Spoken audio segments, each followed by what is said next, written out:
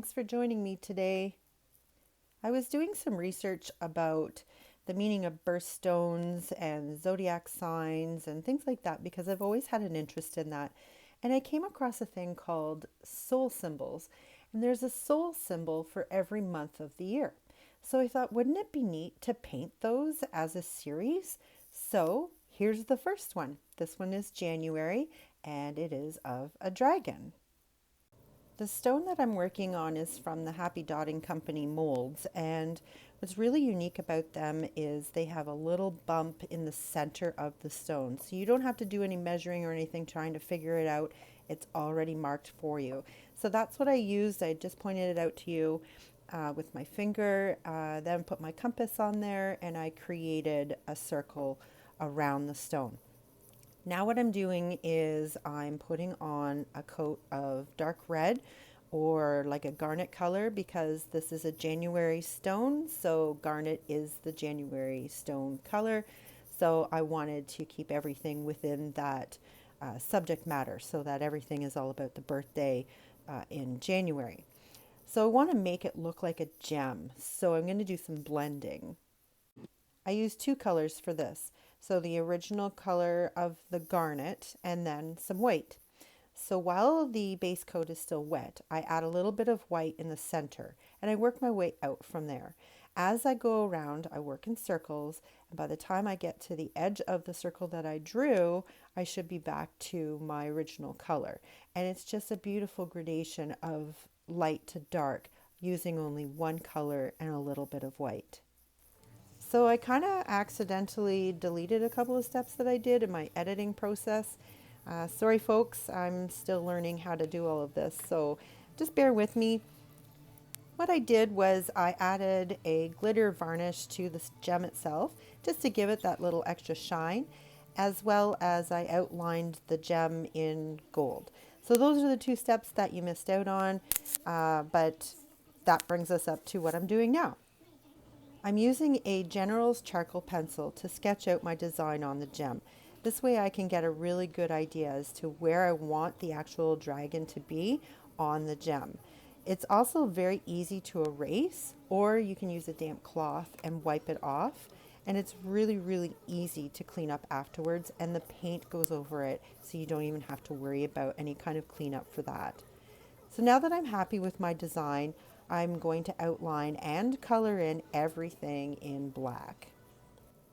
I found these little brushes on Amazon. They're actually for applying makeup, but I find they work great for the purposes that I use them for, which is outlining, filling in small areas, doing small details. They're great. They come in a pack of 100 and they were fairly inexpensive. So I will leave a link in the description below as to where you can get them from in Amazon. So now what I'm doing is I'm just adding some little details, some wispies on the wings, just to extend them out a little bit more and to give it more of a fluttery kind of look. I didn't want it to be really sharp and almost cartoony, so I wanted to give it a little bit of the essence of flight, I guess. I also work on the tail here. Didn't quite curl the way that I wanted, so it changed my design a little. And so I added these little wispies on the tail, and I think it turned out really well. I paint two rocks. So one I paint off camera so that I can get an idea as to what I want to show you, and I make notes while I'm going along. And then the second one that I do is on camera. Now, I am not good at duplicating at all, so every single thing that I paint is completely different. They may have some similar things like the background or that kind of thing, but the design is always different. So if you're curious on what the other one looks like, head on over to my Etsy shop. There's a link in the description below, and check this one out. Check the one out that I made off camera and anything else that I have in my shop. I've added some horns to the dragon's head and some spikes along its back, and now I'm just sort of cleaning up to make its body a little bit more round. I purchased this guideline dome thing. I'm not exactly sure what the official name of it is, but I purchased it from the Happy Dotting Company, and she has them in a couple of different sizes to match her molds so that you can use it to align where you want your dots. I wanted them as close to being equally apart from each other as possible, so I used that for this rock size. And it worked out really well. So I put on these big gold dots all the way around by using the little marks that I used from the guideline dome template. And I was able to get my dots to be where I wanted them to be. The marks that are on there from the General's charcoal pencil do come off very easily. So like I said before, a damp cloth will wipe them off or an eraser, but they do come off. So now what I'm doing is I'm walking the dots. So I'm using a stylus tool or dotting tool, and I'm dipping it into some white paint, and I'm putting a center dot at the bottom of the gold dot, and I'm walking the dots around. So what I'm doing is as I'm walking the dots, the paint is slowly coming off and making the dots smaller. And that's how you get that effect. So this is me dragging the dots. So I put a single dot on its gold paint, and then I use the stylus and I drag it down to a point. So it has the appearance of a teardrop. So now what I'm doing is I'm putting a black dot into the centers of the gold dots. Now this is once the gold dots have dried so that I don't get a mixture of the paint. So I'm putting these dots in all the way around, centering them as closely as I can using my good old crochet hooks. I do have some new tools that I will be doing a video on to feature them because they're absolutely amazing. Look at the shine on that. Oh, it is so pretty. I'm so glad that I put on that glitter varnish. So to give it that little extra shine, we've got to make it look like it's got glass on top. So we're going to add these little swooshes or swoops, whatever you want to call them, but they're kind of resembling reflections of light on the gem. So once it's resined, it's going to look like it's actually shining. And of course, we can't forget the bling bling. So here I am applying a little bit of tacky glue that I will be using to apply some gems.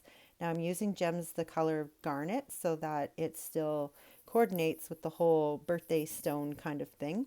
And I'm using a wax pencil to put them on. And here I am using a damp cloth just to wipe off any of the extra General's charcoal pencil that have been left behind. Just cleaning it up and getting ready for the last stage of making this dragon just pop. I had ordered some mica powder a long time ago and it's been sitting here not doing anything, so I really wanted to try to incorporate it into this design. Now my original attempt didn't work very well, so I changed it up and I mixed in some of the mica powder in with some varnish. And wow, does it ever work well this way? I was so impressed. So what I'm doing is I'm just filling inside the wings to give it the appearance that it's like the fleshy part of the wing rather than like the spine of the wing or the fingers of the wing. And I do this on both sides. And I just love how it glitters, like with the different kind of mica powder that I used. And then with the varnish added to it, it's just, oh, it's so beautiful. If you like this video and you want to see more like this, please subscribe and hit that bell notification so you'll be notified every time that I post something new. My goal is that I want to post every Friday, so just keep that in mind. You can also check me out on Facebook under Northern Pieces. I do a lot of extra posting on there of things that aren't on my YouTube channel. So definitely a check out there and to see any of my past projects that I've done. So this is the soul symbol for January, which is a dragon. And it means that you are strong willed and have the potential to cross anything that comes in your way. And anybody that I know that is born in January absolutely have these traits.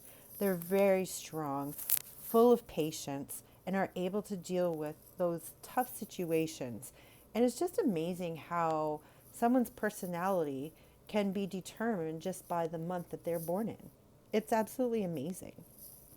I really like the effect of the mica powders mixed in with the varnish, so I tried to do it with the belly scales.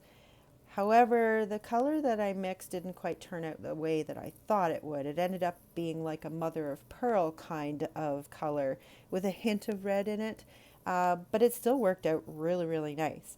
So I just outlined the belly and then put in the cross members for making the scales. And I started at the top, putting them close together. And as I moved down the belly, I extended how close they were. And then when I got to the bottom, I put them closer. Life is what you make it, so get creative.